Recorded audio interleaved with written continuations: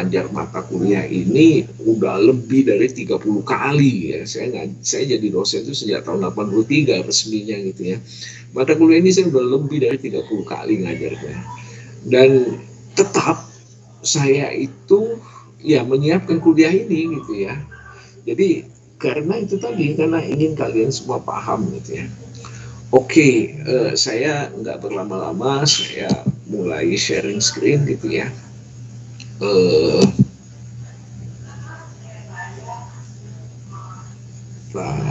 Oke.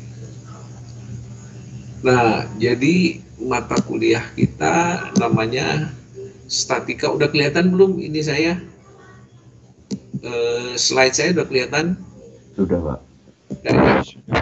Jadi mata kuliah kita ini statika struktur gitu ya, MS 1201, yang ngajar saya Ihsan Setiaputra, kemudian ada Bu Anissa Yusuf, kemudian ada Mas Made Wiragunarsa, ada 2 asisten lagi, Mas Sando dan Faldo gitu ya. Nah, ya sedikit perkenalan. Saya itu masuk ITB tahun 77, jadi mungkin ayahanda atau ibunda kalian juga masih SD kayaknya mungkin ya waktu saya masuk ITB. Dan saya sudah berkarir sejak 83, hampir 40 tahun jadi dosen gitu ya. Ya pernah menjadi ketua departemen dulu ya, Departemen Teknik Penerbangan, Direktur Pendidikan ITB, Ketua Satuan Penjaminan Mutu ITB 5 tahun terakhir, dan sudah selesai saya Wakil Rektor Bidang Akademik dan Kemahasiswaan di Universitas Pertamina Jakarta. Nah, saya silakan Bu Ica mengenalkan diri. Ya, terima kasih Pak Ihsan. Halo semuanya. Perkenalkan, nama saya Anissa Yusuf, tapi biasanya mahasiswa panggil saya Bu Ica, biasanya seperti itu. S1, S2, S3 saya ini karena saya orangnya setia, jadi di ITB dari tahun 2000 saya mulai sekolah dari umur 17 tahun nih sampai lulus S3 tahun 2013. Lalu sampai sekarang juga masih di ITB. Oh iya, S1, S2, S3 saya dibimbing oleh Pak Ihsan.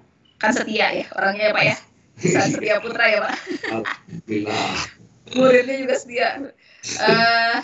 Lalu ini jadi dosen di ITB dari tahun 2012. Mungkin itu aja sih Pak. Mudah-mudahan kita semua bisa bekerja sama dengan baik lah di statika struktur ini. Oke. Mungkin segitu dulu Pak. Ya. Terima kasih Bu Ica. Mas Wira, silakan. Terima kasih atas waktunya Pak Ihsan. Saya juga satu guru satu ilmu ya dengan Bu Ica. Jadi aliran setia dari S1 sampai S3 masih di ITB. Sekarang saya masih menempuh pendidikan S3 dibimbing oleh Pak Ihsan juga. Terima kasih Pak, mungkin itu dari saya. Oke. Masih ada Sando dan Faldo, mungkin bisa say hello. Belum ada Pak kayaknya. Oh, belum ada. Ya, mungkin nanti aja Pak. Kita lanjut. Anda sudah diberitahu pada waktu kuliah yang lalu buku pegangan kita, buku statika yang ditulis oleh Merriam dan Craig ini gitu ya. Ya, kalau di kelas 07 saya minta kalian baca dulu ya sebelum kuliah gitu ya. Karena ini membiasakan diri gitu ya. Jadi kalian itu perlu untuk terbiasa belajar mandiri. Jadi saya minta kalian baca dan saya coba untuk bikin panduan ya. Panduannya itu singkat, sebenarnya yang saya harapkan itu kalian kenal yang namanya metode SQ3R. Metode SQ3R itu sebenarnya kalau kalian baca itu nggak langsung baca langsung ke satu bab, kalian itu ya nggak langsung baca detail maksud saya. Kalian itu survei dulu gitu ya. Kalian kalau lihat buku itu lihat judul babnya apa saja gitu ya. Nah, kalau kalian udah mulai masuk bab 1, surveinya itu kalian lihat subbabnya di bab 1 itu apa saja. Jadi survei dulu kalau baca itu, nggak langsung baca ke kalimat pertama. Survei kemudian timbulkan question. Jadi kalau kalian lihat di bab 1 itu, ada 7 subchapter.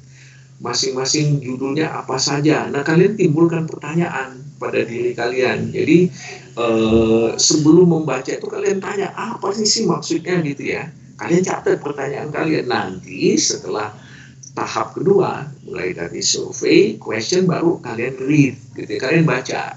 Nanti kalian mencari jawaban dari question kalian. Ya itu 3 tahap pertama kalau kalian membaca. Ini yang saya harapkan dari kalian.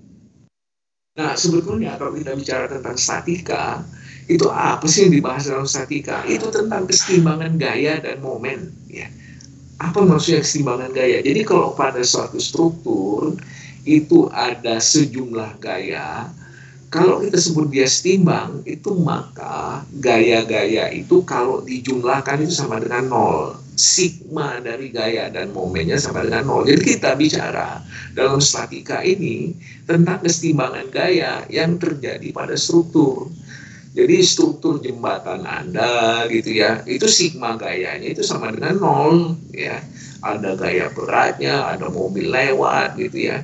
Nah, gaya-gaya itu kita sebut dengan gaya ya, katakan berat badan, berat jembatan tadi, kemudian berat mobil yang lewat, itu yang kita sebut dengan applied force, gaya yang diberikan, diaplikasikan pada jembatan Anda. Tapi kemudian ada yang menahan jembatan Anda, ada tumpuannya. Nah, dengan menggunakan hukum Newton, sigma F sama dengan 0, nanti kita akan bahas ini, maka Anda bisa menghitung reaksi tumpuan. Jadi ini nih, jadi ingat-ingat betul dalam statika ini urusan kita tuh, kita bicara tentang keseimbangan gaya dan kita menghitung gaya-gaya yang tidak diketahui. Gaya yang diketahui itu ya biasanya applied force, misalnya berat struktur ya diketahui, berat mobil yang lewat di jembatan Anda diketahui, tapi reaksi tumpuannya kan nggak tahu. Nah, kita bisa hitung. Kira-kira itu yang kita bahas dalam statika. Nah, deskripsi mata kuliah ini sebetulnya kita mengaplikasikan mekanika, ya, mengaplikasikan mekanika.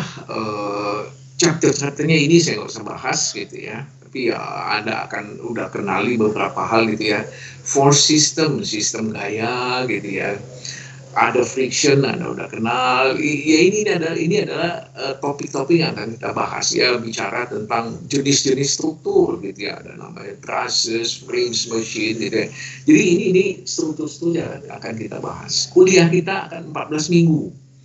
Akan ada 2 kali UTS dan ujian akhir. Kira-kira ini saya mengulang agar nyambung dengan kalian ya dari kuliah perdana kemarin. Nah, ini yang penting. Ya, gimana sih caranya belajar statika? Nanti kalian tiap minggu itu tiap pekan itu akan diberi video untuk dilihat dan bahan bacaan. Nah, ini dia yang kalian harus pelajari sebelum masuk kelas. Karena kalau kalian sudah pelajari sebelum masuk kelas, maka di kelas itu akan nyambung. Kalau enggak, mungkin kalian akan, kalian akan lebih sulit untuk memahami. Ya. Kemudian yang kedua, walaupun kita tidak saling lihat, ya, pay attention. Jadi kalian harus betul-betul memperhatikan. Jangan tinggalkan laptopnya kemudian kalian nonton TV. Itu kalian nggak dapat apa-apa. Ya, pay attention ini nomor 1. Kenapa? Karena nanti dalam kuliah kita, kalian itu akan setiap sekian menit akan dipanggil random gitu ya. Nah, yang tidak pay attention akan gelagapan. Oh, pertanyaannya apa gitu? Jangan sampai gitu. Karena itu menunjukkan kalian tidak pay attention. Nah, kemudian kita akan ya dalam kuliah itu kalian akan dipanggil, ditanya, ya kalian harus berpartisipasi aktif lah gitu ya. Menjawab, kemudian kita akan mengerjakan soal, bisa soalnya itu nanti dikerjakan bersama dalam kelompok gitu ya. Jadi kalian harus berpartisipasi aktif. Partisipasi aktif inilah yang akan membuat kalian paham ya. Jadi yang namanya belajar itu adalah partisipasi aktif dalam kegiatan-kegiatan yang dilakukan dalam belajar. Jadi kalian kalau ditanya menjawab, kalau mengerjakan soal ya kalian benar-benar terlibat gitu ya. Nah, kemudian ya baca seperti yang nomor 1 tadi gitu, bagian-bagiannya itu baca dulu gitu ya. Kemudian ini yang sangat penting ya adalah kalian itu nanti akan banyak mengerjakan soal. Nah, kalian itu perlu ya di rumah itu jangan belajar hanya lihat soal yang udah dikerjakan kalian baca, itu akan mudah sekali rasanya. Kalian harus jawabannya tutup, coba kerjakan lagi, gitu ya. Jadi itu sangat penting, gitu ya. Nah, setelah itu 3 tahap belajar statika itu kalian mendengarkan, kemudian partisipasi aktif, kemudian di rumah kalian soal-soal yang sudah dikerjakan itu coba kalian baca, kemudian tutup jawabannya coba kerjakan. Nah, kalau itu udah sampai situ, kalian bisa coba cari soal lain dari buku untuk dikerjakan, gitu ya. Jadi kalian bisa tahap berikutnya itu ya kalian lihat dari textbook soal-soal. Sekarang ini kalian itu bisa download demikian banyak textbook tentang statika, ya. Bahkan solution manualnya juga ada, gitu ya. Nah, yang kalian harus lakukan, jangan tiap lihat soal itu lihat jawabannya. Kalian harus coba dulu, kalian harus mikir. Lihat jawaban itu hanya untuk nyocokkan jawaban Anda, gitu ya. Oke, itu yang sangat penting dalam belajar statika. Jadi nomor 1, memperhatikan, aktif berpartisipasi, kemudian ya baca soal yang sudah dikerjakan, kemudian tutup jawabannya kerjakan, kemudian coba kerjakan soal lain yang belum dikerjakan. Nah, jadi ini adalah tujuan kuliah. Nanti akan ada satu topik yang kita akan banyak latihan, itu menggambar diagram benda bebas. Ya. Diagram benda bebas ini intinya dari statika yang nanti akan tetap dipakai pada waktu kalian ngambil kuliah-kuliah struktur lanjutan. Misalnya MKM, semester depan kalian akan kuliah mekanika kekuatan material. Itu pemahaman kalian tentang free body diagram atau diagram benda bebas akan masih tetap dipakai, gitu ya. Nah, setelah selesai kuliah ini kalian harus paham betul nih menggambar diagram benda bebas. Habis itu kalau kita bicara tentang struktur, tadi saya sudah sebut itu ada jembatan. Jembatan itu ada beban-beban yang bekerja, misalnya beratnya jembatan berat sekali, mobil yang lewat, tapi juga dia ditumpu. Nah, reaksi tumpuannya ini itu kalian akan dapat menghitungnya itu kalau setelah kuliah mekanika statika ini. Dan di jembatan itu ada gaya-gaya dalam yang bekerja. Nah, kalian dapat menghitung gaya-gaya dalamnya, gitu ya. Nah, kita juga nanti di akhir kuliah statika ini akan membahas tentang friksi. Jadi kira-kira ini yang sangat penting yang ingin betul-betul saya tekankan adalah menggambar diagram benda bebas. Kita akan banyak latihan di sana. Nah, setelah diagram benda bebas diketahui, maka kita dapat gambar, maka ada gaya-gaya yang tidak diketahui di antaranya. Misalnya kalau tumpuan dari struktur, gayanya nggak diketahui ya kita bisa hitung. Oke, itu intinya sebenarnya itu. Bagian ketiga itu hanya satu bab aja gitu tentang friksi ya. Jadi ini nih yang saya bicara tadi itu. Ini jembatan gitu ya. Jembatan ini pasti berat sekali gitu ya. Nah, salah satu beban jembatan ini ya beratnya si struktur. Kemudian ada mobil lewat di atasnya, itu juga beban yang diberikan kepada struktur Anda. Nah, ini ada tumpuan. Nah, Anda dengan statika ini dapat dengan mengetahui berat struktur, berat mobil yang lewat, Anda dapat menghitung reaksi tumpuannya. Berapa sih ini di tumpuan di sini beban yang bekerja gitu ya. Nah, ini adalah urusan gesekan. Kita akan memasukkan faktor gesekan. Ini orang ini berusaha untuk memindahkan si peti ini gitu ya. Ada gesekan di sini lah, dengan memberikan gaya di sini, ada gesekan di sini gitu ya. Maka Anda dapat menghitung gaya-gaya yang terjadi pada tali gitu ya. Jadi ini bab 1 kita. Bab 1 kita ini ya tujuannya sebenarnya kebanyakan review kok di bab 1 ini. Kalau Anda lihat 4 komponen dari bab 1 ini ya tentang konsep-konsep yang nanti Anda lihat, Anda udah tahu lah sebagian, apalagi sudah membaca yang saya minta gitu ya. Kemudian ya operasi vektor dari gaya itu kan vektor gitu ya, penambahan vektor, kemudian pengurangan vektor, komponen vektor, kalian udah kenal lah ini. Kalian saya yakin betul nanti kita kerjakan soal kalian nggak bisa gitu. Kemudian hukum Newton 1, 2, 3 nanti kita akan bahas sedikit gitu, kalian juga mesti baca. Kemudian ingat bahwa selama kuliah kita di statika dan MKM ini kita selalu membiasakan diri satuan kita pakai SI. SI, jadi bukan satuan US. SI itu kalau panjang itu dalam meter, kalau massa suatu benda itu dalam kilogram, kemudian gaya itu dalam newton. Jadi bukan satuan US itu adalah satuan kalau panjang itu dalam feet gitu ya. Kemudian gaya itu dalam pound gitu ya. Kemudian massa itu ada satuan aneh namanya slug gitu ya. Nah, kita akan membiasakan diri pakai satuan SI. Nah, tapi kalian harus bisa ya mengkonversikan satuan SI ke US atau US ke SI. Kenapa? Di Amerika itu masih banyak yang pakai satuannya itu bukan SI gitu ya. SI itu ada yang tahu singkatan apa? Ada yang tahu SI itu singkatan apa? Iya Pak, saya tahu Pak, satuannya Pak Iksan gitu ya. Iya. Kok bukan lah. Ya itu bahasa Perancis, System International something like that gitu ya. Tapi yang jelas SI itu panjangnya dalam meter, kemudian massa kilogram, gaya itu dalam newton. Ya SI bukan itu yang kita pakai dalam mekanika. Kalau SI itu ada satuan dalam kelistrikan, ada kemagnetan, tapi kita nggak bahas itu gitu ya.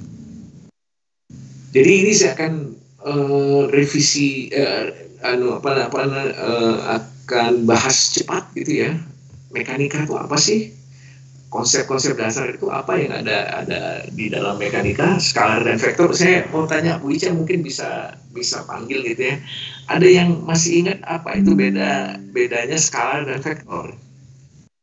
Ahmad Maulana. Bedanya skalar dan vektor itu apa tuh?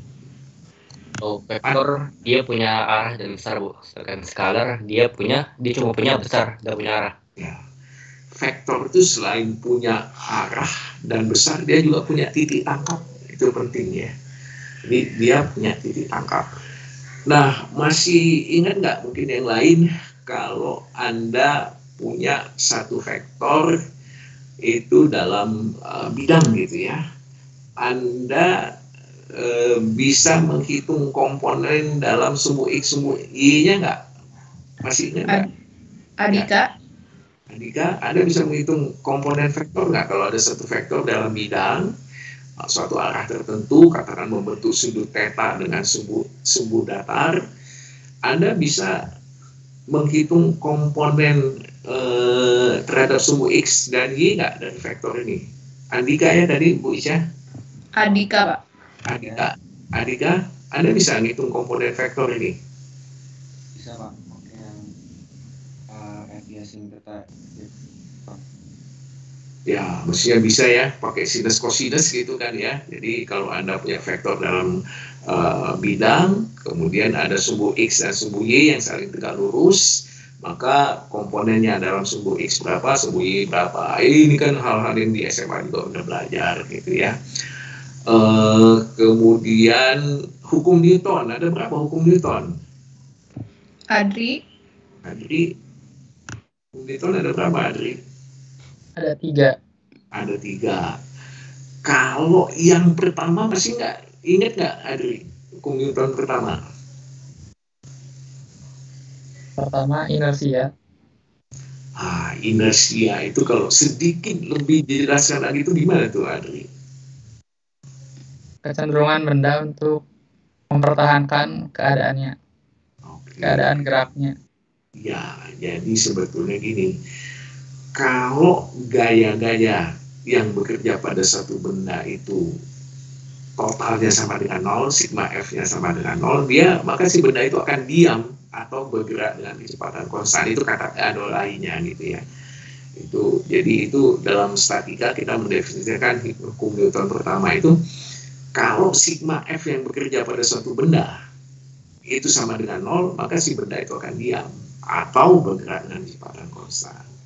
Kalau hukum Newton kedua, ada yang bisa bantu lagi Bu Ica? Alexander. Ini Alexander aja ya? Ya. Ada 2 soalnya Pak, 2 Alexander. Oke. Ya. Alexander yang aja? Yang F sama dengan MA Pak. Oke, ini terutama nanti kalau kita bicara tentang dinamika. Kalau dalam statika kita nggak bahas gitu. Nah, ada satu lagi yang juga sangat sederhana. Hukum Newton ketiga, siapa Bu Ica? Alexander Adiasa. Biasa. Aksi reaksi. Kogniton ketiga apa itu, Alexander Adiasa? Aksi reaksi, Pak. Oke, aksi sama dengan reaksi. Sederhana sekali, tapi ini akan kita pakai dan nanti Anda akan lihat bahwa ini dia tidak sesederhana yang kita bayangkan.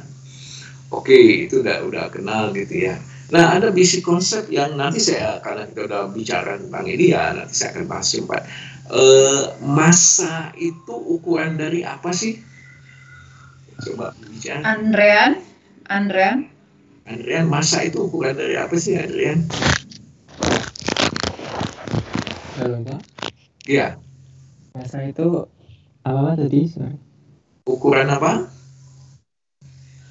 Masa ukuran dari Inersia, betul nggak? Massa itu makin besar massa suatu benda, inersianya makin besar juga, lebih sulit untuk bergerak ya, betul nggak ya? Kalau kalian selama pandemi makannya banyak, itu beratnya bertambah besar, bertambah banyak gitu. Untuk lari pagi kan jadi males gitu ya, inersianya besar, massanya besar. Ya, jadi massa itu, ingat-ingat bener nih, massa itu ukuran inersia. Inersia itu ya kecenderungan bergeraknya gitu ya. Kalau force itu gaya itu apa? Angkasa,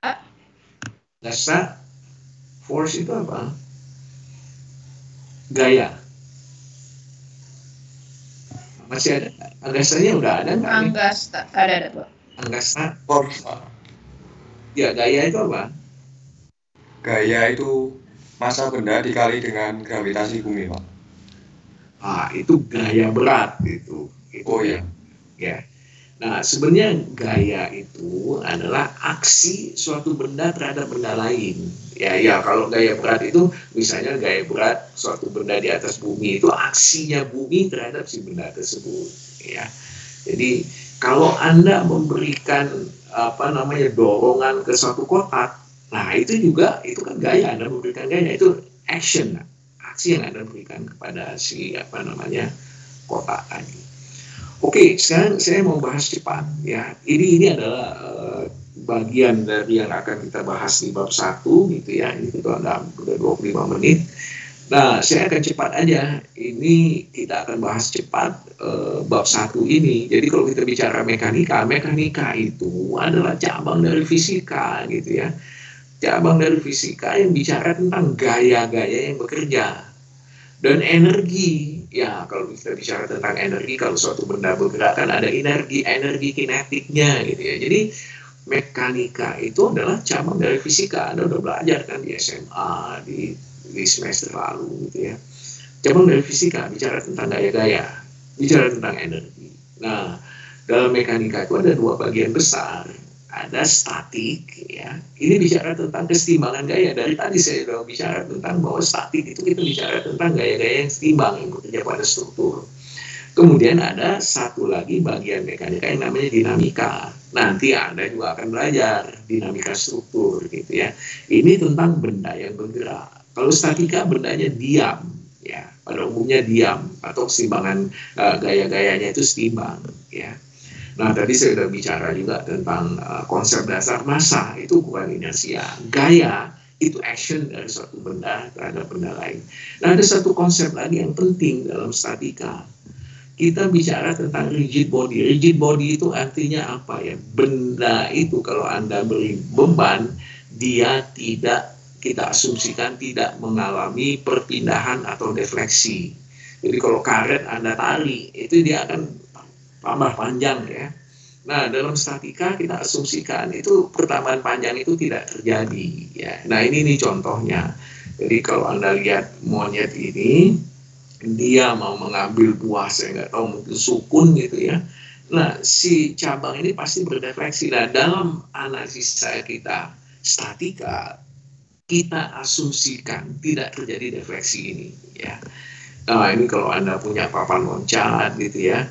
Ya, dalam statika kita asumsinya tidak ada defleksi ini. Nah, tentang defleksi ini nanti kalian akan belajar di MKM ya.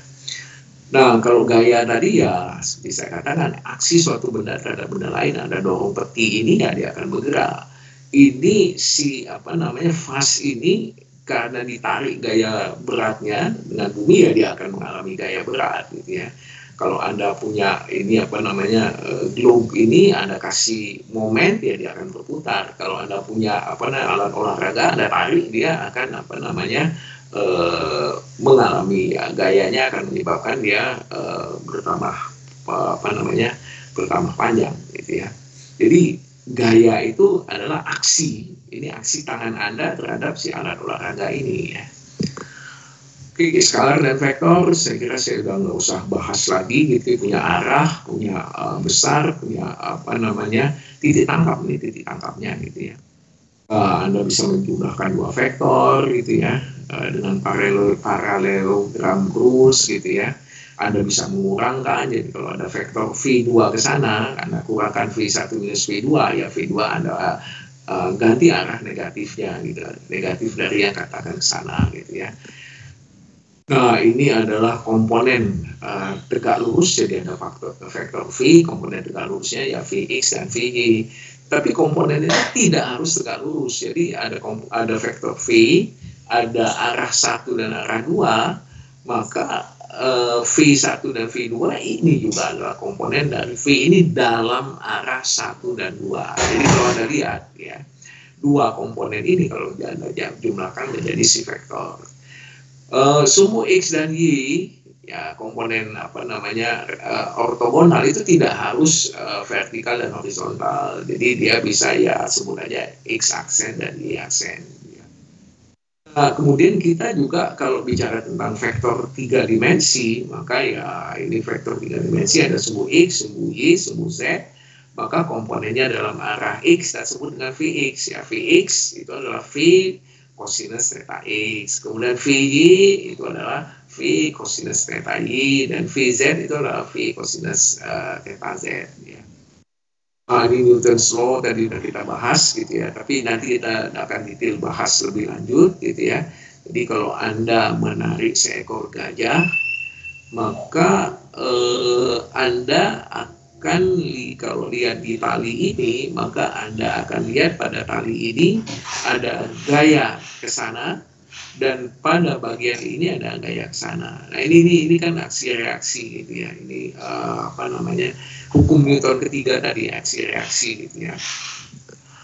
Oke, nah ini satuan seperti saya katakan tadi, saya nggak akan terlalu panjang-panjang di sini. Kita satuan massa dalam SI itu kilogram, panjang itu meter, waktu itu detik, dan gaya itu Newton gitu ya. Ini satuan US ya.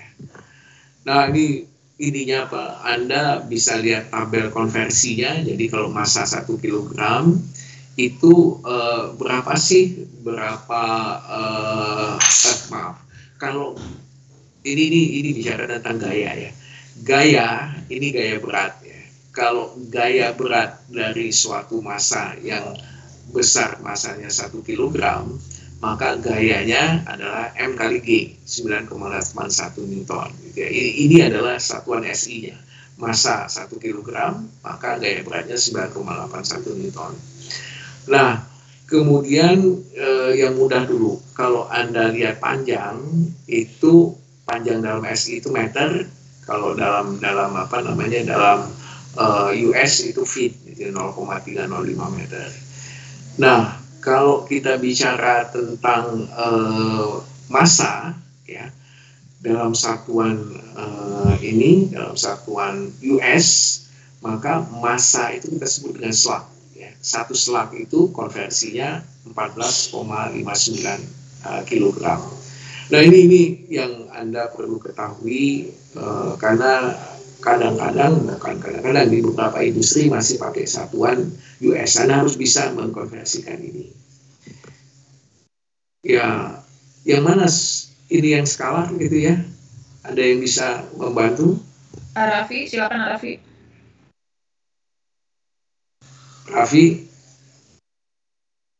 Raffi suara.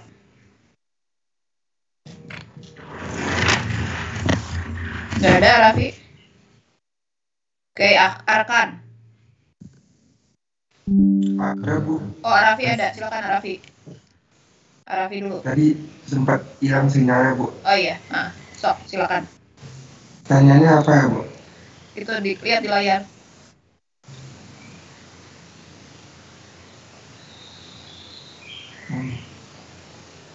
Yang mana yang sekarang? Masa. Oke, lain. Karena masa itu nggak ada arah gitu ya. Velocity, kecepatan ada, posisi ada, gaya juga ada gitu ya. Untuk penambahan vektor Anda pakai silakan. Anda untuk menambahkan vektor Anda pakai hukum apa nih? Hukum Pascal? Arkan, silakan Arkan. Pakai yang mana? Kayaknya Anda masih bingung nih ya. Menambahkan vektor tadi pakai rumus hukum jajaran genjang kan ya, paralelogram gitu ya. Setuju Anda? Oh iya. Iya kan? Iya. Ini Anda menambahkan vektor V1 dan V2 ini kan Anda pindahkan ini ke sini, nah ini hukum paralelogram. Nah, kalau Anda punya kabel ya, ada 4 kabel gini, ada F1, F2, F3, F4. Bagaimana Anda menghitung gaya resultannya dari F1, F2, F3, F4 ini? Ada yang bisa? Bilal? Ini Bilal, Pak? Ya. Ya, silakan Bilal. Iya, Bu. Untuk penambahannya bisa dilakukan penguraian dulu terhadap sumbu X dan sumbu Y, lalu nanti tiap sumbunya diresultankan sesuai dengan arah, lalu positif atau negatifnya, lalu nanti kalau sudah baru dijadikan resultan itu sesuai dengan yang hukum paralelogram itu.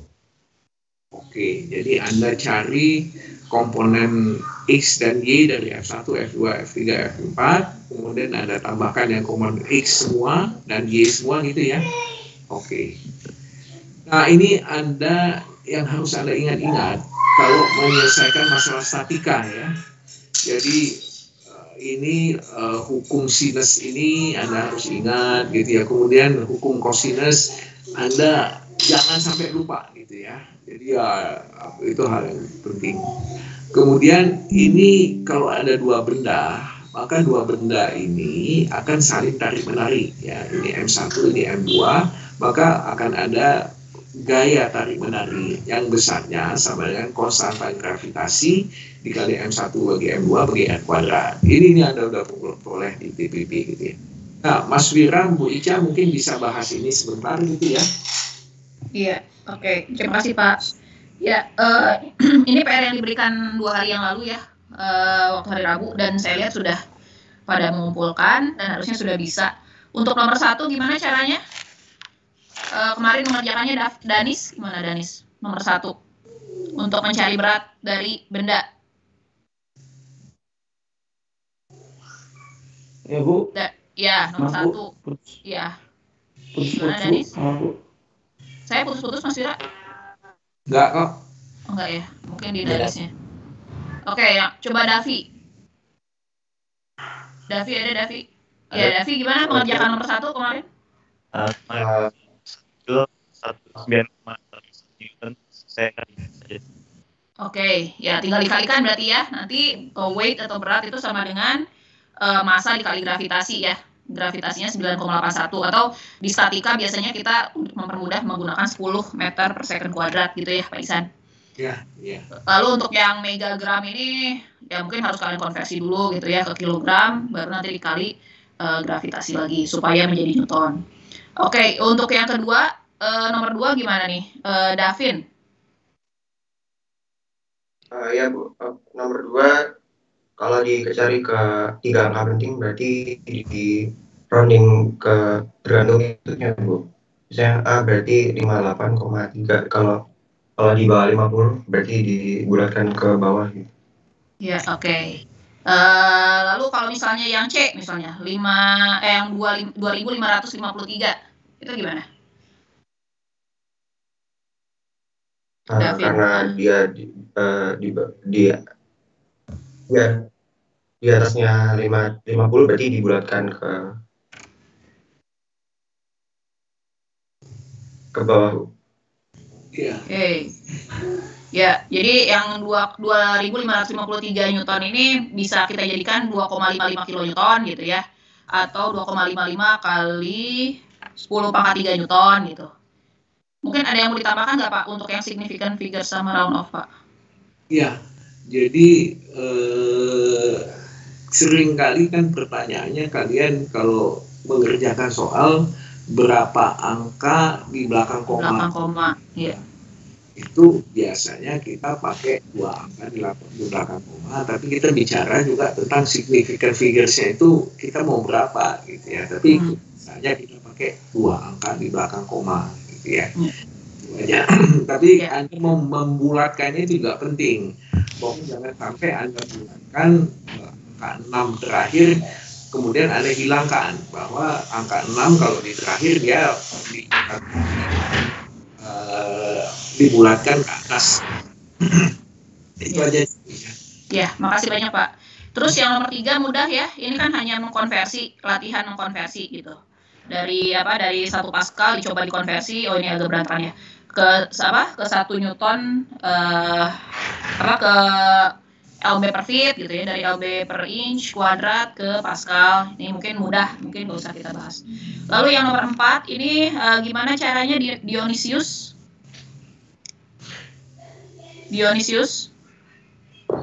Cek ya Bu. Ya, udah terdengar jelas. Nomor 4 gimana kamu mengerjakannya? Nomor 4 menggunakan hukum gravitasi Bu. Caranya gimana rumusnya? Tadi udah disebutkan juga oleh Pak Isan.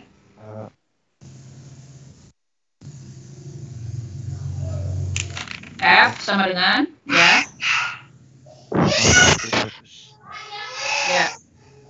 ya rumusnya perstanta gravitasi dikali massa A dikali massa B dibagi dengan jarak di antara massanya dikuadratkan. Oke, jadi mudah ya. Ini mudah, tinggal dihitung. Ya, Oke, terima kasih Dionysius. Nomor 5 mungkin Evelio. Evelio gimana kemarin mengerjakannya nomor 5? Saya juga pakai rumus yang sama ya. Nah, tapi kan di sini yang tidak diketahui juga itu ya. Mungkin kalian harus mencari informasi tentang massa gitu kan. Massa dari bola baja dan bola titanium. Massa kan bisa dicari dengan rho dikali volume ya. Rho-nya bisa dicari di informasi di internet, volumenya bisa dicari. Lalu jaraknya sih yang penting ya, jarak dari diameter dari pusat ke pusat gitu ya yang harus dicari. Bukan jarak lurus ini ya, tapi jarak jarak dari pusat ke pusatnya. Tapi bukan yang 4R. Lalu digunakan rumus yang tadi yang sama dengan nomor 4. Oke, sekarang yang nomor 6 terakhir Evelio. Tadi Evelio sudah belum ya? Iya, silakan Evelio. Nomor 6 gimana caranya? Vektor komponennya. Oke. Terus? Kan karena yang ke kanan positif, yang ke kiri berbeda negatif. Jika dari bukan resultan untuk sumbu X dan sumbu Y-nya di rumus Pythagoras itu nanti bakal ditemukan vektor komponen vektor resultannya. Iya, oke. Saya rasa udah bisa ya Pak ya untuk PR ini, nggak ada kesulitan ya Pak? Ya, oke. Jadi yang ingin saya ingatkan adalah kalau kalian, saya minta baca, kalian pakai metode itu tadi, survei dulu gitu ya. Kemudian timbulkan pertanyaan gitu ya. Nah kalian bisa tulis tuh pertanyaan-pertanyaannya gitu ya. Kemudian kalian jawab pada waktu kalian membacanya. Dan kalian tuh harus perlu ingat itu struktur dari bab tersebut. Oh ini yang penting ini gitu ya. Oke, saya lanjut ya dengan yang berikutnya. Sebentar, saya mau bab 2 ya.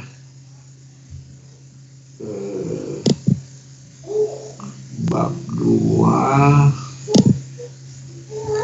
kita ya mudah-mudahan bisa selesaikan.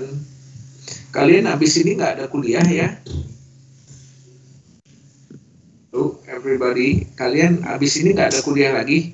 Iya Pak, tidak ada kuliah Pak. Oh ya, kalau gitu kita bisa sampai jam 5 nanti sore ya? Nggak ada kuliah hari ini? Nggak, saya kalau kelewat-kelewat dikit aja maksud saya ya. Oke, kita masuk chapter 2 ya. Nah, bab 2 ini kalau kalian lihat, ini gambaran kuliah statika kita ya. Statika kita itu ada bagian besarnya tentang sistem gaya ini di bab 2. Nah, bab berikutnya itu tentang keseimbangan. Keseimbangan itu sigma gaya sama dengan 0 gitu ya. Kemudian pengetahuan kita tentang sistem gaya dan keseimbangan ini kita terapkan pada beberapa jenis struktur yang sederhana. Ada yang namanya traces, ada frames, machines gitu ya. Jadi ini sesuatu yang integral. Anda tahu sistem gaya itu Anda akan bicara tentang ada momen, ada resultan, itu yang Anda pernah dengar. Nah, sistem gaya Anda setimbang, kita terapkan pada untuk menghitung gaya-gaya pada berbagai jenis struktur. Nah, bagian berikutnya itu Anda akan bicara sesuatu yang integral itu ini nih, gaya terdistribusi. Jadi gaya pada struktur itu tidak hanya gaya yang bekerja pada satu titik, tapi juga bisa terdistribusi. Kalau gaya angkat pada sayap pesawat terbang itu kan gaya aerodinamika terdistribusi. Nah, dari gaya terdistribusi dan gaya ya tentunya terpusat, Anda dapat menghitung gaya dalam yang terjadi. Ya, ini juga satu kesatuan gitu ya. Gaya dalam Anda bisa hitung. Kalau ini tadi gaya tumpuan terutama, kalau ini gaya-gaya dalam. Kemudian ya kita masukkan friksi pada pertimbangan perhitungan keseimbangan. Ya ini nih. Jadi sekarang kita masuk yang ini. Kita akan bahas tentang ya konsep gaya ya. Yang tadi sebenarnya sudah kita bahas. Kemudian momen. Momen itu adalah kecenderungan memutar suatu gaya ya, terhadap suatu titik tertentu disebut momen. Nah, couple ini adalah jenis momen tertentu khusus yang kita bahas dan resultan. Jadi di sini Anda sudah ngerti ya paling tidak tentang gaya, momen dan resultan. Mungkin couple masih rada bingung. Oke, kita mulai bahas ya. Jadi ya ini bagian yang akan kita bahas itu, tapi yang betul-betul saya ingatkan, bab 2 ini panjang lebar di buku Merriam, tapi kita akan pembahasan kita itu tidak menggunakan pendekatan vektor. IJ itu kita nggak pakai. Kemudian yang 3 dimensi itu juga kita hanya bahas ya komponen ortogonal dan momennya. Jadi kita sederhanakan bab 2 ini. Ingat. Kalau kalian baca panduan membaca saya sebutkan bahwa yang bagian 3 dimensi itu kita hanya akan bahas secara ringkas. Oke? Jadi kita akan terutama bicara tentang ya konsep gaya, komponen tegak lurus, momen, couple, dan resultan. Ya, seperti saya katakan tadi, kalau kita bicara tentang gaya, ya itu ada besaran, ada arah, dan ada titik tangkapnya. Ya, oke. Kemudian, nah ini yang penting, ya. Kalau Anda lihat barang ini namanya bracket nih. Kalau Anda dengar bracket itu ya barang-barang seperti ini namanya bracket. Bracket ini dikasih gaya oleh kabel ini nih. Ini gaya luar yang bekerja pada bracket Anda itu adalah gaya P nih. Nah, oleh si bracket ini, gaya ini diteruskan ke tumpuannya, katakan balok. Nah, terhadap balok ini, si bracket ini dikasih baut. Ya, jadi kalau Anda lihat, ini gaya luar, kemudian dipindahkan melalui bracket ini menjadi gaya tumpuan. Nah, gaya tumpuan ini juga gaya luar. Ya, jadi ada gaya yang diterapkan, yang kita sebut apply force, tapi ada gaya luar lagi yang kita sebut dengan gaya tumpuan, reaksi tumpuan. Tapi Pak, punten Pak, slide-nya belum terlihat ya Pak? Oh, slide-nya belum kelihatan? Iya, baru. Nah ini udah. Ini udah ya? Udah Pak. Ya, punten Pak. Ini masih kelihatan? Nah udah Pak, udah kelihatan. Iya. Jadi waduh, kalau ini saya harus ulangi. Jadi ini gaya luar ya oleh kabel ini diteruskan oleh bracket ini ya ke tumpuan melalui baut. Nah ini gaya luar, gaya tumpuan juga gaya luar.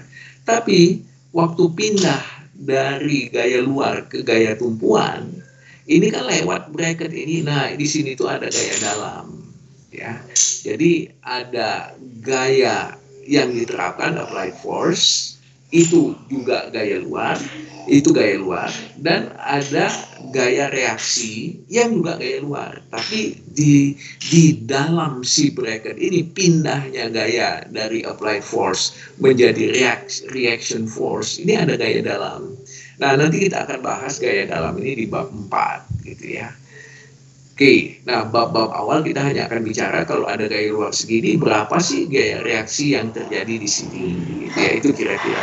Nah, contoh berikutnya ini kalau Anda lihat kursi ini menerima beban si bapak ini, ya ada beban beratnya. Kemudian ada reaksi di kaki kursinya, pastinya gitu ya. Tapi ada gaya dalam, katakan di salah satu kaki kursinya. Nah, ini gaya dalam yang terjadi pada salah satu kaki kursinya, gitu ya. Oke. Nah, ini juga kalau Anda punya screwdriver atau obeng untuk memutar baut, Anda berikan momen nih melalui tangan Anda untuk memutar ini. Nah, di besinya obeng ini akan ada gaya dalam. Gaya dalam namanya torsi, ya. Jadi ada gaya luar, ada gaya dalam, ya. Jadi ada gaya luarnya torsi Anda, ada gaya dalamnya ya torsi yang terjadi pada ini batangnya si screwdriver ini gitu ya. Jadi Anda kalau bicara gaya dalam itu ya ada gaya tarik, kemudian ada gaya geser, ini gaya dalam juga. Kemudian ada gaya tekan gitu ya. Ada torsi itu cenderung memutar benda. Ini adalah gaya dalam yang dapat terjadi. Nah, ada satu prinsip yang sangat penting dalam statika ya. Kalau ada satu gaya bekerja katakan pada benda ini, katakan benda bracket ini ya, Anda terapkan gaya P, maka Anda dapat memindahkan gaya P ini sepanjang garis kerjanya. Sejauh Anda, ya perhatikan ya, sejauh Anda hanya tertarik untuk tahu reaksi atau reaksi dari si bracket ini. Jadi Anda boleh pindahkan P ini ke sepanjang garis kerjanya sepanjang Anda hanya tertarik pada untuk menghitung reaksi tumpuan. Tapi kalau Anda ingin tahu reaksi dalam ya pasti beda dong. Di A dan B itu gaya dalamnya yang terjadi pasti beda. Kalau Anda terapkan di A ya, pasti dari A ini gayanya akan mengalir ke C dan O gitu ya. Nah, kalau Anda hanya tertarik gaya di C dan O, maka Anda boleh pindahkan di A atau di B atau di mana saja. Tapi kalau Anda ingin tahu gaya dalam yang terjadi, ya nggak boleh Anda pindah-pindah. Karena apa? Karena dia akan mempengaruhi distribusi gaya dalamnya. Tapi perhatikan ya, sejauh Anda hanya tertarik urusan applied force dan reaction force-nya, Anda boleh pindahkan. Tapi kalau Anda ingin tahu gaya dalamnya, ya nggak boleh gitu ya. Nah ini rectangular components, ini Anda punya gaya F sudut theta ya, Anda dapat hitung Fx dan Fy-nya. Kalau ada 2, Anda jumlahkan ya Fx, F1x, kemudian F1y, kemudian F2-nya ya cari common X dan Y-nya Anda tambahkan. Ini kalau Anda menambahkan 2 kalau suatu partikel itu dalam keseimbangan, maka jumlah gaya yang bekerja itu akan sama dengan Faris Ahmad. Faris masih ada? Ada Pak. Iya. Partikel in equilibrium. Yang mana ya? Zero, ya setimbang itu jumlah sigma gayanya sama dengan 0 gitu ya. Nah kalau Anda punya puli ditarik dengan gaya, maka si hubungan T1 dan T2 nya gimana nih? Farhan Abian.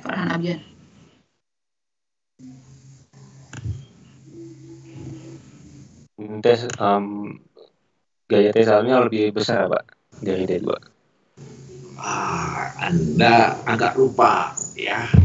Kalau tidak ada gesekan di puli ini di katrol, maka T1 pasti sama dengan T2 kalau dia nggak ada gesekan ya. Jadi ingat-ingat itu ya, kalau katrolnya tanpa gesekan. Nah, ini ingat-ingat yang tadi saya sampaikan tentang hukum rumus sinus dan rumus kosinus, jangan sampai lupa ya. Ya, ada beberapa hubungan trigonometri lainnya. Nah, kita bicara tentang momen. Apa itu momen? Momen itu adalah kecenderungan memutar dari satu gaya terhadap titik. Kalau Anda punya range gitu ya, kunci Inggris ini, Anda mau memutar pipa ini, Anda kasih gaya ini, maka terhadap titik putarnya, momennya itu adalah F dikali jarak tegak lurus. Perhatikan ya, jarak tegak lurus antara garis kerja momen terhadap titik ini ya. Nah, ini adalah momen. Jadi momen itu kecenderungan memutar terhadap satu titik ya. Dan jarak yang kita pakai adalah jarak tegak lurus dari garis kerja gaya terhadap titik yang Anda cari momennya. Nah, kalau Anda tarik ke sini, ya momennya pasti sama dengan 0. Kenapa? Kalau Anda tarik gaya F ke sana, titiknya di sini, jarak tegak lurusnya jadi 0. Jadi momennya ini sama dengan 0 gitu ya. Jadi kalau saya gambarkan secara umum, gayanya itu tidak harus katakan jarak yang tegak lurus. Jadi Anda bisa kasih gayanya miring gitu ya. Maka gaya yang miring ini, maka Anda momennya itu adalah ya Anda cari jarak tegak lurusnya gitu ya. Jarak tegak lurus dari garis kerja gaya yang katakan miring ini nih. Miring, Anda cari jarak tegak lurusnya ya. Nah, kalau Anda punya satu gaya yang punya komponen P dan Q, momen terhadap titik O itu Anda bisa cari dari momen oleh komponen-komponennya. Ini yang disebut dengan Varignon theorem gitu ya. Jadi momen oleh suatu gaya itu sama dengan momen dari komponen gaya tersebut. Itu aja sih Varignon theorem itu sederhana. Nah, ini mungkin ada yang bisa bantu. Kalau Fatwa siap-siap. Fatwa, ini coba lihat pertanyaannya. Gaya mana yang momennya 0? Masih ada nggak? Siapa? Fatwa? Fatwa, ya Pak, ada Pak. Belum nyalakan mic. Fatwa ada. Fatwa? Oke, saya catat aja. Ada. Oke, silakan Fatwa. Gaya yang momennya 0 terhadap titik pusat itu. Gayanya kan ada A, B, C, D, E, F, G. Mana yang momennya 0? Gaya mana yang momennya 0? Fatwa. Anda masih ngikutin Fatwa?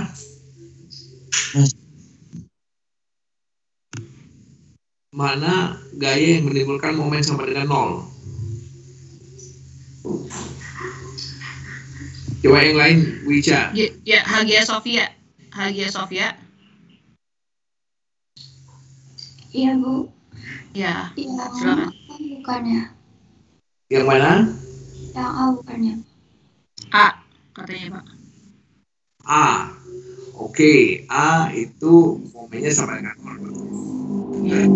A, B, titik itunya gitu ya. Ada lagi nggak yang momennya sama dengan 0? Masih Hagia Pak? Atau yang lain? Hagia. Ya Hagia. Masih satu lagi coba Hagia. Ada nggak lagi yang momennya 0? Yang mana? Yang E bukan. Yang E katanya Pak. Yang E, ya karena melalui itu gitu ya. Kemudian mana lagi ya? Hansel, ada Hansel? Hansel? Ya. Mana lagi yang gayanya sama dengan momennya sama dengan 0? masih ada gaya yang momennya 0. Yang mana kira-kira? Hansel? Masih di kelas gak ada Hansel? Halo? Ya ada Pak. Iya, yang mana lagi momennya sama dengan 0?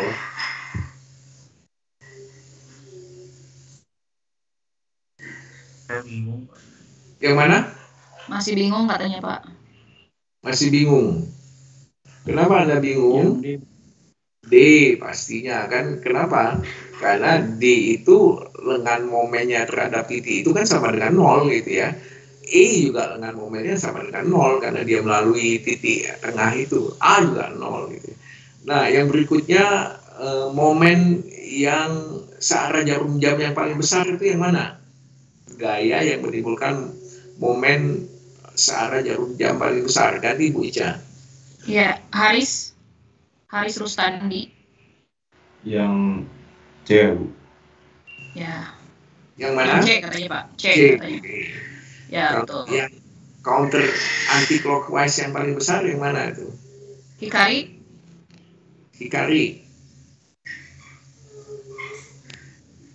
Yang G. Oke, fine. Kalau Anda bisa jawab ini, Anda udah ngerti lah tentang momen gitu ya. Oke, kita lanjut sedikit lagi. Nah, ada yang namanya couple. Couple ini momen yang khusus. Jadi, kalau ada dua gaya sama besar, berlawanan arah, ya, tidak segaris kerja, itu dipenuhi semua oleh ini ya. Jadi, dia sama besar, berlawanan arah, tidak segaris kerja, maka si dua gaya tersebut akan menimbulkan namanya momen couple.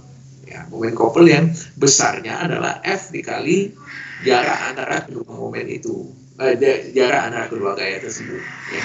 Nah, momen couple itu kalau Anda punya dua gaya yang memenuhi syarat tadi itu besarnya sama tuh ke semua titik di benda ini. Bedanya momen saja itu momen terhadap suatu benda itu akan berbeda terhadap titik mana Anda menghitung. Tapi kalau momen couple itu besarnya akan sama. Ini misalnya Anda punya ini nih apa namanya, bukan setir ini tapi apa namanya untuk membuka katup air misalnya itu. Anda tarik ke sana, Anda beri gaya F ke sana, ini ke sana, maka ini akan menimbulkan momen couple untuk memutar si apa namanya wheel ini gitu ya. Nah, itu namanya couple. Jadi kalau Anda punya dua gaya ini, maka dia akan menimbulkan couple yang besarnya sama terhadap semua titik di benda ini, gitu ya. Itu aja. Oke, Bu Ica udah mau pergi, kayaknya udah jam 9, jam 8. Iya Pak. Ya, oke, silakan. Mungkin ganti Mas Wira. Mas Wira. Makasih Pak. Nah, Mas Wira, jadi pemandu berikutnya. Jadi kalau Anda punya gaya F dan F ini, kemudian Anda butuh untuk memutarnya ini, memutar si wheel ini, roda ini, momen 12 Newton meter. Nah, kemudian Anda bisa memutarnya dari sini dan dari sini. Nah, pertanyaannya adalah kalau Anda memutar dari sini dan dari sini, mana yang butuh gaya lebih kecil? Oke, Bilal, apa ada Bilal? Iya Pak, Bilal masih ada Pak. Iya. Ya, gimana Bilal? Yang membutuhkan gaya lebih sedikit itu yang kiri Pak, yang kayaknya 0,4 meter. Iya, jadi couple itu kan gaya kali jarak. Kalau jaraknya lebih besar, maka gaya kan lebih kecil gitu ya Bilal. Kalau Anda lihat di sini tadi, ini gaya kali jarak. Kalau jaraknya lebih tinggi, maka untuk mencapai couple yang sama ya kayaknya lebih kecil gitu ya. Oke, ini gitu ya. Kalau Anda punya pembuka baut ban gitu ya. Nah, ini namanya crossbar lock wrench. pertanyaannya adalah, mungkin Mas Wira silakan memandu soal ini sama Charlie. Baik Pak. Nah jadi ini kalau bahasa bengkelnya ada kunci T gitu ya, kalau Anda pernah lihat di bengkel biasanya digunakan untuk membuka baut roda. Nah ini kita diminta menentukan ini kan ada beberapa titik ya, kalau Anda perhatikan di sini. Ini ada A dengan B, kemudian di sini ada C. Nah, yang ditanya adalah apa efeknya kalau kita mengubah dimensinya dari A, B, atau C pada gaya yang harus diberikan. Jadi konsepnya itu kan momen yang dibutuhkan untuk memutar bautnya itu kan sama ya. Nah, sekarang dimensinya ini beda-beda. Pengaruhnya pada gaya yang harus diberikan kira-kira gimana ya? Coba Jevian, silahkan Jevian.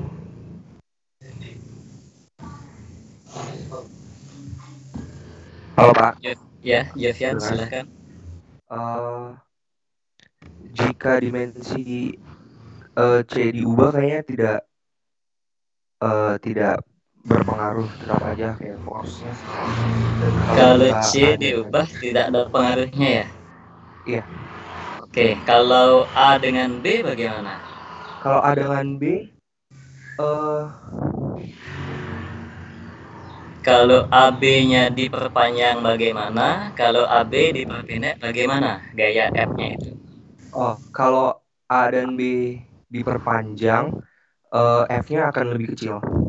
F-nya lebih kecil. Kenapa, Bila? Kenapa, Jevian? Karena kan kayak tadi Pak, kalau misalnya ini kan momen ya. Kalau misalnya gaya lurusnya pokoknya atau tegak lurusnya itu lebih panjang, berarti gayanya akan semakin kecil yang diperlukan. Oke. Kan momen itu gaya dikali dengan panjang lengannya kan gitu ya.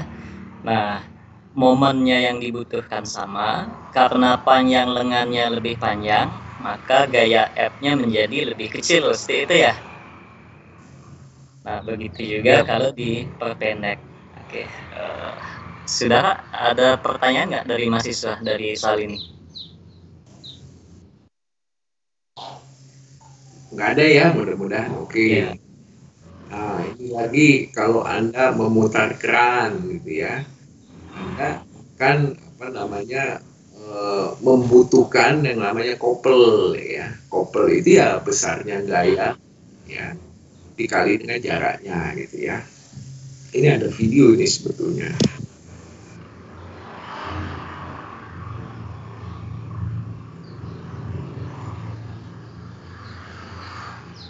Jadi ya itu hanya kopel aja. Nah ini yang penting ya. Kalau Anda punya satu gaya yang bekerja pada benda ini ya, titik tangkapnya di A. Perhatikan ya, titik tangkapnya di A. Sekarang apa yang saya lakukan? Saya tambahkan gaya 0 ya pada titik B. Gaya 0 itu maksudnya ada F ke sini minus F dan plus F sekali namanya yang boleh. Tapi perhatikan ya, gaya F dengan minus F ini sama dengan F, tapi jadi 0 kan? Tapi nggak. Nanti kalau Anda perhatikan kasih gayanya F dan minus F ini jadi double. Jadi ini jadi double, ini jadi bisa saya jadi ini. Kalau Anda punya satu gaya, Anda bisa pindahkan ini dengan menambahkan yang besarnya F kali D jaraknya gitu ya. Oke, jadi Anda boleh satu gaya itu ke titik lain dengan menambahkan kopel. Jadi misalnya ini ya, yang ini batang Anda punya gaya F.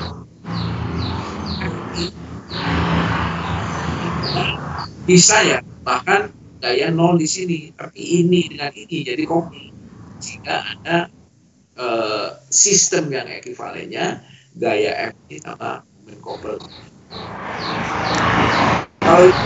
transmissibility tadi ya. Pada suara aneh dia wilayah mungkin ada yang tidak ini ya.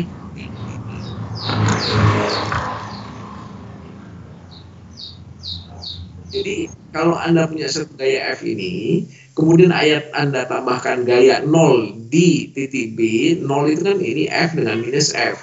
Maka Anda lihat bahwa ini kan menambahkan gaya 0. Nah, gaya 0 ini dengan gaya ini kan saling menghilangkan, jadi tinggal gaya F ini. Jadi ini adalah prinsip transmissibility, ini adalah memindahkan gaya itu boleh dengan menambahkan momen ya. Nah, kalau resultan ya Anda bisa punya 3 gaya yang bekerja pada suatu benda ini, F1, F2, F3. Anda bisa cari resultan dari 3 gaya ini dengan pindahkan. Perhatikan ya, Anda bisa pindahkan 3 gaya ini ke satu titik O. Kalau F1 Anda pindahkan ke O, maka Anda akan tambahkan momen F1 kali D1. F2 Anda pindahkan ke O, itu Anda akan tambahkan momen F2 kali D2. F3 demikian juga. Nah, gaya-gaya ini Anda jumlahkan, momen couple-nya itu juga Anda jumlahkan, sehingga Anda akan punya tinggal resultan dari 3 gaya ini menjadi 1 gaya saja, ya, penjumlahan ini, plus couple ini Anda jumlahkan jadi couple ini.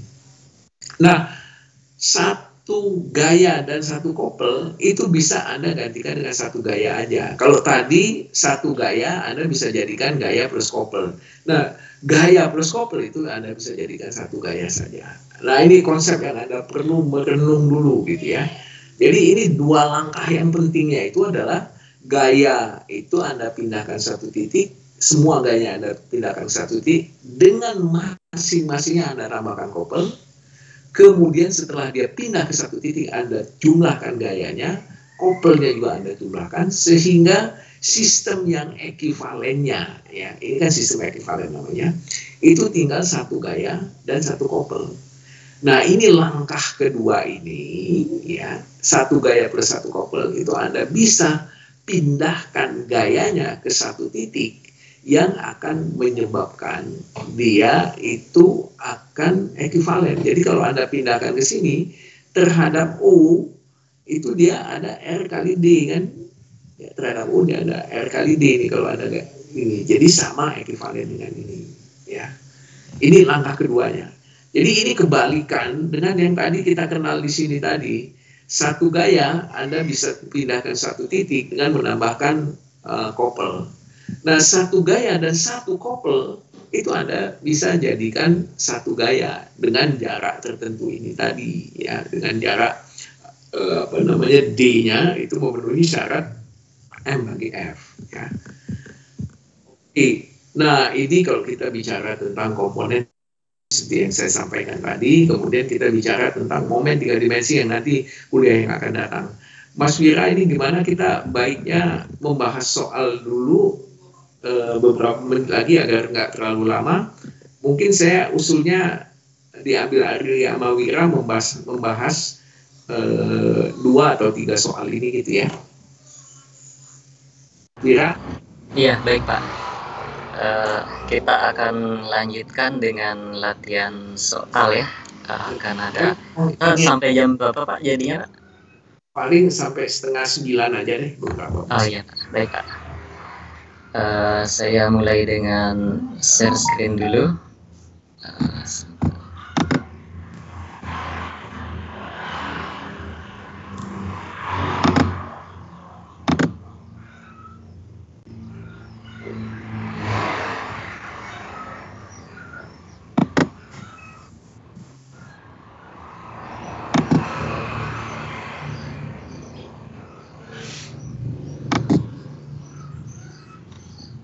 Layar saya apakah sudah terlihat?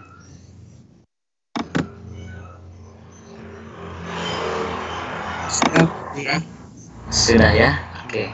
Kita mulai dengan soal yang sederhana dulu, yang ada gambar orangnya ini ya. Nah, ceritanya ini begini nih. ada orang yang sedang berolahraga. Ini ada karet yang nantinya ditarik ya untuk melatih otot-ototnya di sini nih. Nah, mula-mula posisi tangannya itu berada pada OA ini. Itu posisi tangan mula-mula. Di mana panjang karetnya mula-mula itu adalah AC yang ini. Nah, di mana pada kondisi ini, pada kondisi vertikal di sini ya, karetnya itu belum teregang. Nah, jadi tidak ditarik nih karetnya, masih pada panjang aslinya. Nah, begitu tangan orangnya ini diputar sehingga tangannya berada pada posisi horizontal, otomatis karetnya ini jadi lebih memanjang ya. Nah, jadi lebih memanjang sehingga nanti muncul gaya. Data yang diberikan di sini adalah ini kekakuan modulus elastisitas dari karetnya ini adalah 60 Newton per meter. Artinya apa? Setiap bertambah panjang 1 meter itu nanti akan ada gaya sebesar 60 Newton. Nah, di sini kita diminta menentukan berapa besar momen yang terjadi pada titik O. Nah, untuk menjawab pertanyaan ini, saya coba minta bantuan pada Renal. Ada Renal? Hadir, Pak. Oke, silakan Renal. Renal punya ide nggak bagaimana kita menyelesaikan kasus ini? Untuk mencari momen, apa yang harus kita ketahui ini Renal? Momen di titik O. Kan kalau kita ingin meregangkan karetnya seperti ini, menurut Renal, kita harus memberikan momen yang counterclockwise atau clockwise pada titik O, Renal. Yang kontra, Pak? Iya, muternya kemana? Clockwise atau counterclockwise di titik O? Oh, yang clockwise. Yang clockwise ya, yang ke arah sini. Nah, sekarang besar momennya itu kira-kira gimana nih Renal? Gaya yang harus dilawan oleh momen itu yang mana tuh ya? Kalau dari gambar ini sudah digambar kayaknya. Karena ada gaya F ini kan ya, betul nggak? Iya, Pak. Nah, jadi akibat untuk memanjangkan karetnya ini, kita harus memberikan momen searah clockwise, searah jarum jam, sehingga pada karet dia muncul gaya F ini. Pertanyaannya sekarang, untuk menghitung gaya F ini bagaimana Renal? Punya usulan ide nggak? Nah, ini materinya ada di fisika dasar ya.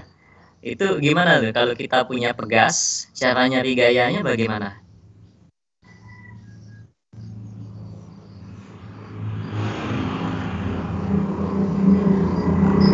Silakan Renal, gimana Renal?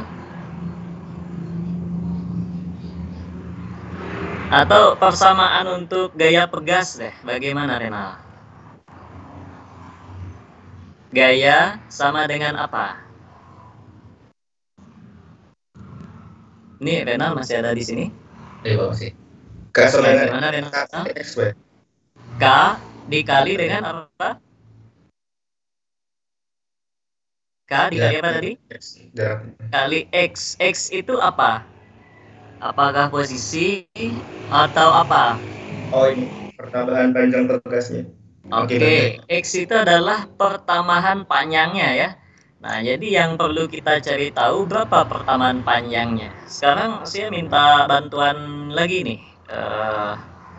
Sekarang dengan di mana ya daftarnya? Nah, Syafiq ada di sini, Syafiq? Ada, Pak. Oke, Syafiq. Bagaimana cara kita mencari pertamaan panjang pegasnya nih, Syafiq? Mula-mula dia posisinya di sini. Kemudian setelah teregang dia di sini. Gimana, Syafiq? Bisa pakai Pitagoras nggak, Pak? Pitagoras, oke. Pitagorasnya bagaimana jadinya? Nggak bisa ya, Pak? Ya bisa. Kita memang pakai Pitagoras, tapi jadinya bagaimana?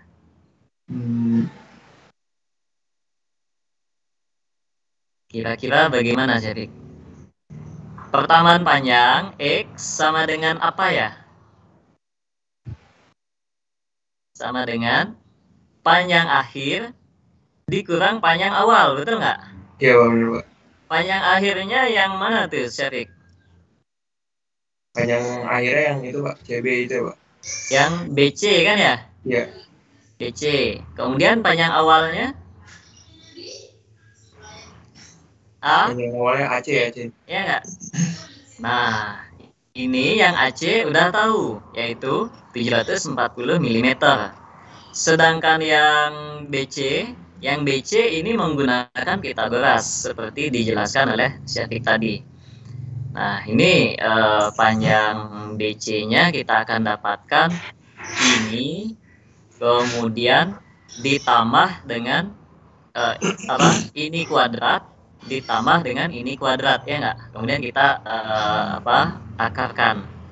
Nah, sehingga kita dapatkan menjadi 0,635 kuadrat, kemudian ditambahkan dengan ini, berarti kan 635 ditambah 740 kan ya? Nah, itu berapa tuh? 0,635 ditambah 0,74 kuadrat. Nah, ini kita akarkan, kita dapat nilai BC. Kemudian dikurangi dengan panjang awalnya adalah yang 0,74 tadi. 0,74. Dari sini kita baru dapat berapa nilai gayanya. Sedangkan yang ditanya adalah momen. Nah, coba kita lihat dulu nilai gayanya itu, kalau kita hitung ya, itu adalah 46,5 Newton. 46,5 Newton. Nah, sekarang yang mau saya tanyakan adalah momennya bagaimana? Coba Timotius, ada Timotius?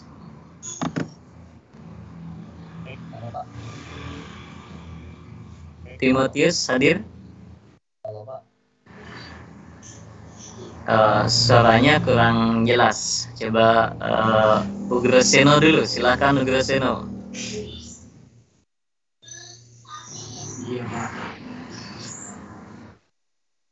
Ugroseno hadir? Hadir, Pak, hadir. Iya, silakan Ugroseno. Ini kalau diminta nyari momen di titik O, ini gimana nih sekarang ya? Ini kaitannya dengan reaksi tumpuan berarti ya. Nah, katakanlah kita punya tangan nih, tangannya kita modelkan dengan persegi panjang seperti ini aja. Nah, kemudian kita punya gaya nih ke sini. Ini ada gaya. Ini gaya F yang kita hitung tadi. Nah, ini kita diminta menghitung momennya di sini nih berapa. Tentu saja nanti ini kan ada reaksi tumpuan ya. Ini juga ada reaksi tumpuan. Katakanlah OX dan juga OY. Nah, yang ditanya di sini adalah momennya ini berapa nih? Momen di O. Menurut Ugroseno nih cara nyarinya bagaimana?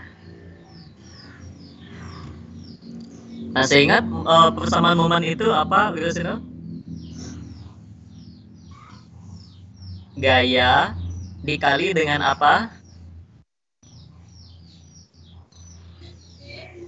Suaranya kok nggak saya dengar ya?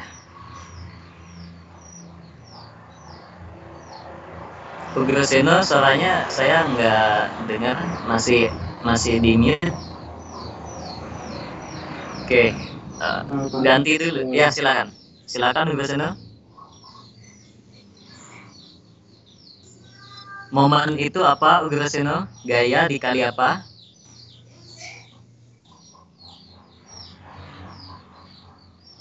Ini suara saya masuk atau gimana? Ya, masuk Mas Wira. Ya, jarak dikali gimana, Ugroseno? Jaraknya yang mana? Gaya dikali jarak. Jarak apa ya?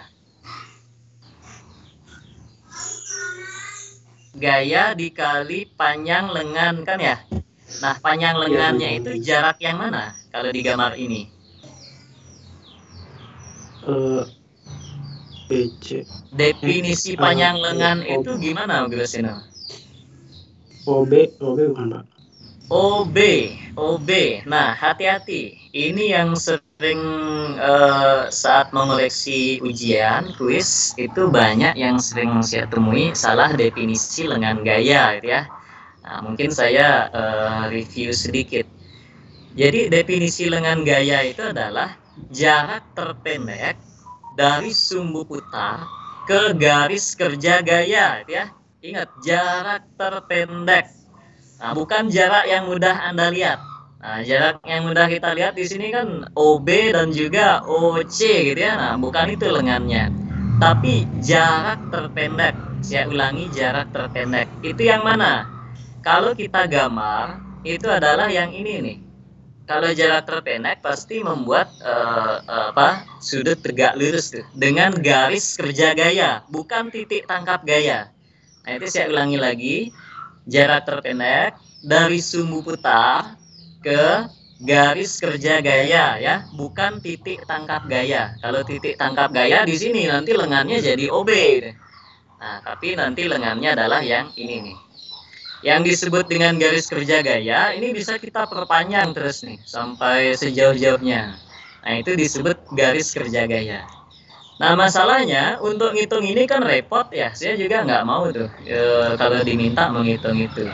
Ada cara yang lebih mudah nggak? Ada. Anda harus mengingat materi vektor. Bahwa gaya itu vektor, punya besar dan juga arah. Nah, solusinya adalah ini kita uraikan. Kita punya gaya F searah sumbu ke bawah dan juga F ke arah sumbu ini. Nah, otomatis kalau kita uraikan, yang komponen ini menghasilkan momen 0 kan ya? Karena lengan gayanya jadi 0 untuk komponen gaya yang ini. Sedangkan komponen yang ini, itu lengan gayanya adalah yang 635 ini. Untuk menguraikannya, kita perlu cari tahu nih sudutnya. Ya, katakanlah di sini theta misalnya. Tadi kan kita udah dapat panjang totalnya ini udah kita hitung ya sebelumnya. Nah, maka nanti tinggal ini menjadi F cos theta, kemudian ini menjadi F sin theta. Sehingga momen di O itu hanya diakibatkan oleh F sin theta dikali dengan lengannya adalah yang 0,635. Sehingga kalau kita hitung hasilnya di sini menjadi 26,8 Newton meter. Ada yang mau didiskusikan nggak dari soal ini? Silahkan, ada yang mau bertanya nggak? Pak, izin tanya Pak. Ya, silahkan. Sebenarnya ini agak universal Pak. Kalau misalnya kita mengerjakan soal-soal seperti ini tuh, apakah perlu kita memperhatikan angka pentingnya Pak? Oke, jadi begini. Aturan angka penting itu kan sebenarnya sangat krusial ya. Nah, nanti Anda boleh bandingkan terutama saat melakukan pembulatan. Jadi kadang pada soal-soal itu kalau Anda membulatkannya terlalu besar itu, nah hasilnya di perhitungan bisa cukup signifikan bedanya. Nah, itu saya pernah temui pada beberapa kasus. Ya, sebaiknya sih gunakan aturan angka penting itu ya. Nah, sampai di mana kita membulatkan. Juga saat menghitung pembulatannya mau sampai di mana. Seperti itu. Mungkin saya bisa tambahkan Mas Wira ya. Ya, baik Pak. Kalau kita bicara tentang significant numbers itu, saya mau memberi contoh. Kalau Anda bicara tentang jarak antara matahari dan bumi, kemudian Anda buat jaraknya sampai ke milimeter gitu ya. Nah itu kan sudah tidak signifikan lagi, karena kalau kita bicara tentang bumi, ada gunung, ada apa segala macamnya, dan tingginya Everest itu sampai 9 km. Kalau Anda bicara jaraknya dalam milimeter itu tidak signifikan lagi. Jadi memang tergantung dari masalah. Kalau Anda bicara tentang katakan panjang suatu komponen dari mesin yang presisi, nah Anda tidak bicara hanya dalam satuan significant numbers-nya itu milimeter, mungkin milimeter malah mikrometer gitu ya. Nah jadi tergantung dari masalahnya, tapi Anda perlu mengetahui ada significant numbers tadi. Jadi kalau Anda bicara tentang jarak bumi dan matahari sampai milimeter, orang akan yang mengerti itu akan kenapa sebegini gitu ya. Kemudian kalau jarak untuk panjang suatu komponen presisi Anda menyatakan hanya milimeter, juga nggak masuk akal gitu ya. Nah ini tergantung dari masalah yang kita tinjau gitu ya. Makanya tadi saya mengatakan biasanya kita yang jadi pertanyaan itu adalah berapa angka di belakang koma. Nah beberapa angka di belakang koma itu kalau kita bicara tentang katakan jarak atau gaya gitu ya, itu Newton itu kemudian dibawa di dua angka di belakang koma. Tapi tergantung masalahnya. Kalau kita bicara struktur besar yang bebannya itu adalah meganewton, itu significant numbers-nya beda lagi gitu ya. Itulah kira-kira jawabannya. Silakan Mas Wira. Ya, baik, terima kasih Pak. Apakah ada yang mau didiskusikan lagi dari soal ini?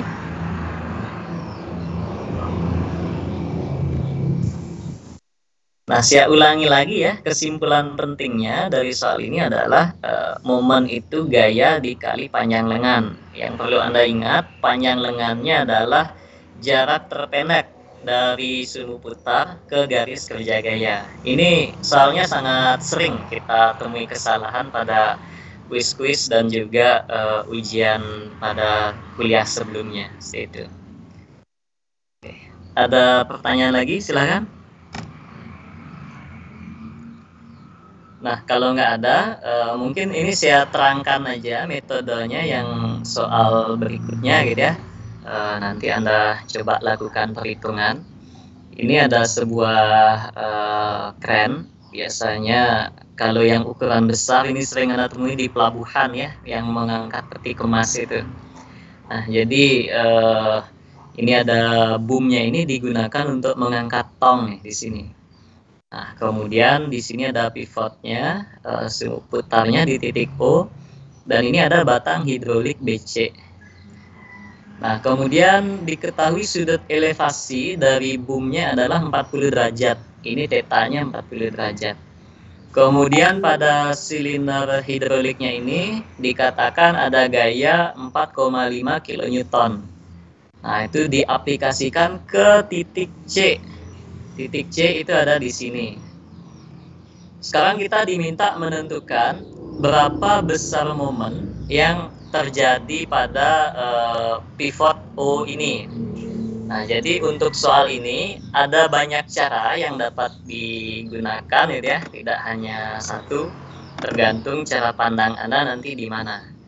Nah, pada kasus ini Anda harus punya imajinasi terkait geometrinya seperti apa.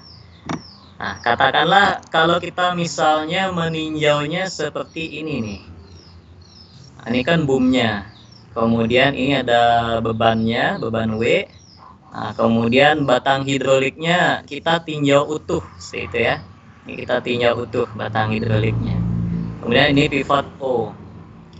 Nah, gaya yang bekerja itu kan di sini ya. Nanti Pak Ihsan akan menjelaskan yang disebut dengan batang dua gaya ya. Nanti kita lihat silindernya ini adalah batang dua gaya nih, karena ujung-ujungnya dihubungkan dengan pin. Nah, karena dia batang dua gaya, arah gayanya nanti menjadi seperti itu. Nah, ini katakanlah F.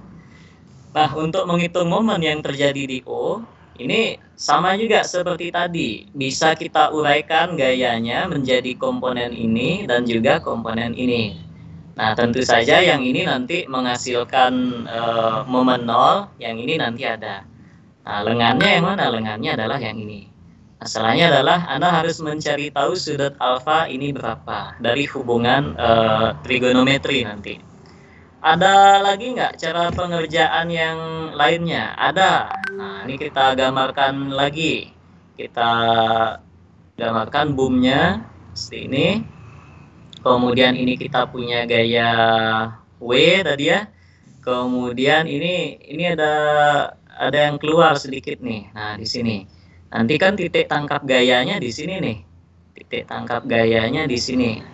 Nah, ini Anda uraikan ke arah sini dan juga ke arah sini. Nah, nanti lengannya pastikan ya, ini ada panjang nih, ada panjang 110 mm. Ini juga harus Anda perhitungkan. Nah, maka lengannya nanti kalau terhadap titik ini, untuk yang ini jadi segini nih lengannya. Sedangkan untuk gaya yang ini, lengannya nanti adalah sepanjang ini. Nah, ini cara yang kedua. Cara ketiga ada nggak? Ada lagi. Nah, jadi ini kita gambarkan seperti ini. Nah, ini kita punya W seperti tadi. Ini pivotnya. Kemudian ini ada batang yang keluar sedikit tadi ya. Nah, gaya-gayanya Anda proyeksikan sumbunya sekarang bukan XY-nya bukan seperti ini lagi. Tapi kita buat saja XY-nya itu sesuai dengan boomnya. Nah, nanti kita akan punya gaya yang kita proyeksikan bisa ke sini dan juga bisa ke sini. Nah, dari yang tadi ini tergantung nanti konfigurasinya mana yang lebih mudah untuk Anda kerjakan. Nah, kalau proyeksinya seperti ini, itu menghitung komponen gayanya yang agak ribet, tapi menghitung lengannya yang mudah. Jadi lengannya kan langsung untuk yang ke arah sini itu adalah 340. Sedangkan yang ke arah sini itu lengannya langsung saja 110. Nah, itu menghitung lengannya nggak perlu mikir lagi. Nah, cuma menghitung proyeksi gayanya agak susah. Kalau yang ini tadi, baik menghitung gayanya relatif lebih mudah ya dibandingkan dengan yang ini. Nah, tapi kita harus memikirkan juga lengannya nanti dimulai dari sini nih, karena ada keluar 110 mm. Kebayang nggak Anda maksudnya ini? Nah, silakan nanti coba dihitung ya dengan konsep pengetahuan yang tadi. Pak Ihsan ada tambahan? Oke, jadi soal ini Mas Wira udah menjelaskan. Saya hanya ingin menambahkan ya. Ini fungsinya mengangkat benda, ya, mengangkat dan memindahkan. Ya, ini bisa diputar terhadap yang poros vertikal ini, jadi dia bisa berputar. Nah, si boom tadi Mas Wira nyebut ini yang ini namanya boom. Ini bisa berpindah itu dengan ada actuator ini nih, actuator yang di bawah ini nih ya. Nah, actuator ini memberikan gaya sehingga si boomnya ini bisa naik turun.